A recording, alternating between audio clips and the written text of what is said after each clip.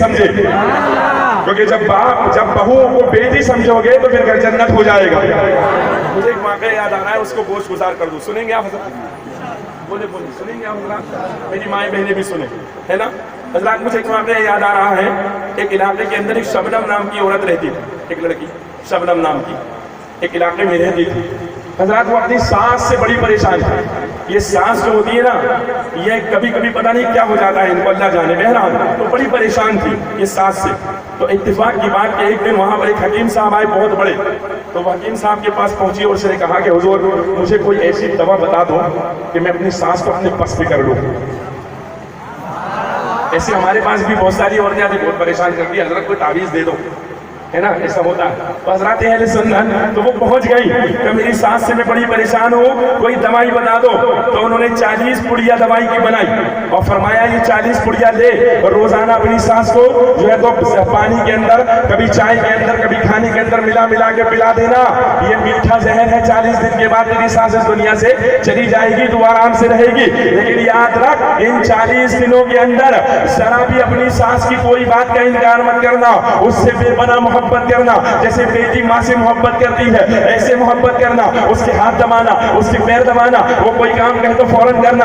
ارے یہ بڑی خوش ہوئی شبنم نامی لڑکی, اور اس نے سوچا بڑا اچھا نسخہ ملا ہے, 40 دن کے بعد نجات مل جائے گی. اس نے جو ہے تو فوراً پڑیا لے کر کے چلی گئی, روزانہ پلانے لگی اور سانس کی خدمت کرنے لگی. اب جب سانس کی خدمت کرنے لگی تو سانس کو اپنی بہو میں بیٹی نظر آنے لگی, بلکہ بیٹی سے بڑھ کر بیٹی نظر آنے لگی. میری بیٹی تو میرے پیر بھی دبا رہی ہے, میرے ہاتھ بھی دبا رہی ہے, تو سانس اس کو دعائیں دے رہی ہے. دونوں سانس بہوؤں میں جھگڑا ختم ہو گیا, محبت پیدا ہو گئی, ایک دوسرے کو دعائیں دی جا رہی ہے, لگاتار دعائیں چل رہی ہے. اسی طرح 30 دن گزر گئے. 30 دن کے بعد وہ لڑکی وہ شبنم اسی حکیم کے پاس پہنچتی ہے, کہتی حکیم صاحب کوئی ایسی دوا دے دو کہ زہر کا اثر ختم ہو جائے. حکیم صاحب نے کہا کیوں؟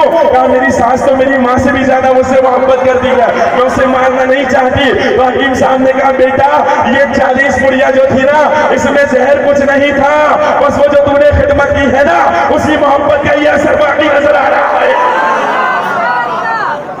حضرات ضرورت ہے نا اس بات کی. اب ہمارے یہاں ہوتا کیا معلوم ہے, میں گھر کے حالات بتاؤں تو ہمارے یہاں ہوتا یہ ہے کہ سانس نے ایک لفظ بھی کہہ دیا جی, ایک لفظ ہے نا, زیادہ نہیں. ارے پانی وہ سننے آیا تقریر, اس کو مت بولو کچھ, ٹھیک ہے, وہ کچھ نہیں کرے گا تم, تو تقریر سننے آیا ہے, کچھ نہیں کرے گا, بیٹھ جاؤ بیٹھ جاؤ بیٹھ جاؤ, کچھ بھی نہیں کرے گا, وہ دیوانہ ہے حسین اعظم کا. تو حضرات مجھے بات یاد ہے کہ تو میں عرض کرتا ہوں کہ ہر گھر کا ماحول اگر اس طرح کا ہو جائے, بولو نا یار, ارے آپ چاہتے ہیں آپ کا گھر جنت ہو جائے یار, آپ کی بیوی اور آپ کی ساس اگر لڑائی نہ کرے تو جنت ہو جائے گا کہ نہیں ہو جائے گا؟ بولو ہو جائے گا نا, ضرور ہو جائے گا. حضرات یہی تو پریشانی شروع ہوتی ہے.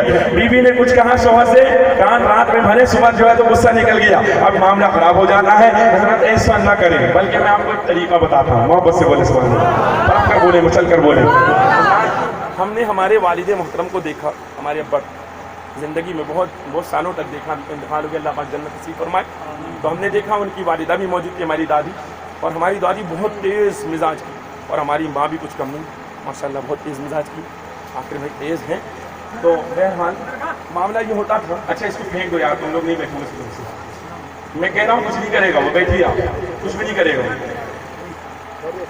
تو کیا ہو, ادھر توجہ ہے, میں آپ کو نسخہ بتا رہا ہوں آپ کے گھر کے سدھارنے کے لیے. آپ بیٹھے ہوئے ایسے ہی بتائیے, ہاں ایسا مقرر ملے گا نہیں جو آپ کو آپ کے گھر کے نسخے بتائیں. تو حضرات میں عرض کر رہا ہوں کہ ہمارے والد, اب ہم نے ہماری دادی کا مزاج بھی سخت, ہماری ماں کا مزاج بھی سخت. اکثر جو ہے تو آپس میں جب برتن گھر میں ہونا تو کھٹ پٹ ہو جاتی ہے, برتن کبھی کبھی گر جاتے ہیں, آپس میں کھٹ پٹ ہو جاتی ہے. اچھا پہلے اس کو بتا دیں, اس کے بعد چلا گیا, وہ میرے پاس آ گیا, پریشان ہو گیا تم لوگ, اتنے بچے ہیں, یہ کچھ داڑھی والے بچے بھی آگے آ رہے ہیں, یہی رہنے دیجیے, اب یہی رہے گا, ٹھیک ہے, ہاں اس کو عزت مل گئی. تو حضرات میں عرض کر رہا تھا, تو ہوتا یہ کہ کبھی کبھی کھٹ پٹ ہو جاتی. میں اپنے گھر کی بات بتا رہا ہوں, کھٹ پٹ ہو جاتی. تو ہم نے دیکھا, آنکھوں سے دیکھا, اور کچھ باتیں وہ ہوتی جو کتابوں میں پڑھنے سے فائدہ نہیں دیتی, کبھی کبھی نگاہوں سے دیکھنے میں فائدہ ہو جاتا. تو ہم نے دیکھا کہ جب ہماری والد گھر میں آتی تو ہماری دادی اکثر ان سے شکایت کرتے آج تیری بیوی نے یہ کیا یہ کیا یہ کیا یہ کیا، تو ہمارے والد اس طرح کھڑے ہو کر کے سنتے جیسے کہ کچھ سنا ہی نہ ہو، اور پھر اس کے بعد جب رات ہوتی تو رات میں جب سونے کا وقت ہوتا تو بیوی ہی پاس ہوتی ہے، تو اب بیوی بھی تو کہے گی نا کہ تمہاری ماں نے یہ کیا تمہاری ماں نے وہ کیا، ایسا ہوتا ہے آپ لوگوں کے گھر میں بھی ہوتا ہے نا، تو اب وہ بھی اس طرح کہتی ہے، تو وہ جب کہتی کہ ایسا کیا ایسا کیا ایسا کیا، تو ہمارے والد یہ کہتے ہماری ماں کا نام لے کر کہ تو مجھے جتنا چاہے بول لے، جو انہوں نے تجھ کو بولا ہے وہ ساری بات مجھے بول لے، اپنے دل کی بھڑاس نکال لے، لیکن میں تو انہیں کچھ بھی نہیں بولوں گا۔ برادران ملت اسلامیہ اسی پر اگر عمل کرتے ہوئے نظر آئے تو انشاءاللہ تبارک و تعالیٰ گھر جنت کا گہوارہ بن جائے گا، لیکن ہمارے یہاں ہوتا ایسا نہیں ہے، ہمارے یہاں تو لڑائی کا معاملہ بڑھتا ہی چلا جاتا ہے اور بات کہاں سے کہاں پہنچ جاتی ہے۔ اگر بیوی کہہ دے نا غلطی سے کہ مجھے الگ رہنا ہے، تو اب وہ بیٹا جو کہ انتہائی نافرمان تھا اچانک فرمانبردار بن جاتا ہے، اچانک فرمانبردار ہو جاتا ہے، اتنا فرمانبردار ہو جاتا ہے کچھ بھی ہو جائے میں تو نہیں چھوڑوں گا ماں باپ کو، جبکہ شریعت مصطفیٰ کا حکم ہے یہ کہ اگر بیوی الگ رہنے کا مطالبہ کرے تو اس کو الگ گھر میں لے کر رہے، یہ شریعت کا حکم ہے یہ، لیکن ہمارے یہاں کا مزاج بدل جاتا ہے، تو ایسا نہ کرے، بلکہ اللہ نے جو حکم اس کے لیے دیا وہ بھی ادا کرے، جو حکم ماں باپ کے لیے دیا ہے وہ بھی ادا کرے۔ برادران ملت اسلامیہ، لیکن یہ سب آپ کو ملے گا کب؟ یہ ساری چیزیں آپ کو سیکھنے کو کب ملے گی؟ جب آپ مسجد جائیں گے،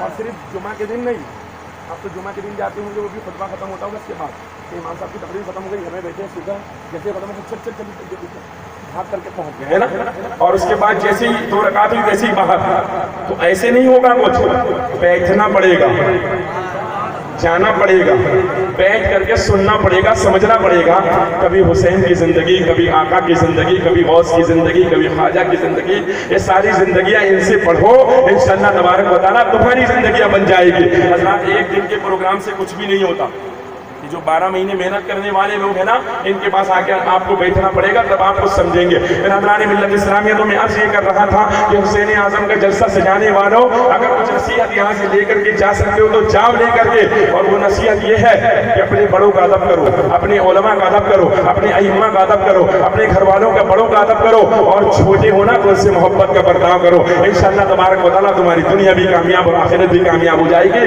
اور یہی پیغام حسین ہے۔ اللہ تبارک و تعالیٰ ہم سب کو سرکار امام حسین رضی اللہ تعالیٰ عنہ کی سچی محبت